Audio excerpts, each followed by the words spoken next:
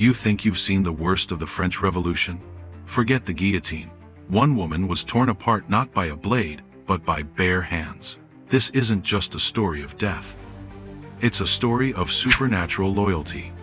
In 1749, in Turin, Italy, a girl was born into luxury. Her name was Marie-Louise de Savoie-Carignan, but history remembers her as the Princess de Lamballe. At just 17, she married one of France's wealthiest heirs, but within a year, her husband was dead, leaving her alone in the cold world of aristocracy. Fate led her to Versailles. There, amidst a sea of pretenders, she met Marie Antoinette, another outsider. They weren't just friends, they were soulmates. Marie Antoinette gave Lamballe a prestigious position, superintendent of the Queen's household. A role of power, yes, but also danger. As anger toward the Queen grew, Lamballe became a target. Cruel pamphlets accused her of being a spy, a moral corrupter, even Antoinette's lesbian lover. She was turned into a symbol of decadence. But unlike other nobles who fled, she chose to stay, because of friendship. In 1792, Paris was chaos. Prussian troops were closing in. Rumors of spies, traitors, and assassination plots filled the air. Lamballe was safe in London. Her family begged her not to return. But when Marie Antoinette wrote, "I must live and die with her," Lamballe returned to Paris and wrote her will before departure. She knew she might never return, but her loyalty was stronger than her will to survive. After the monarchy fell, the royals were imprisoned in the Temple fortress. Lamballe was thrown into La Force prison, a dark, filthy, terrifying place. On the 2nd of September, madness swept the city. The September Massacres began. Thousands were pulled from their cells, judged in 10-second trials, and executed in the courtyards. Lamballe knew her time was near, but when asked to denounce the Queen to save her life, she simply said, "I will gladly swear loyalty to liberty and equality, but I cannot hate my friend."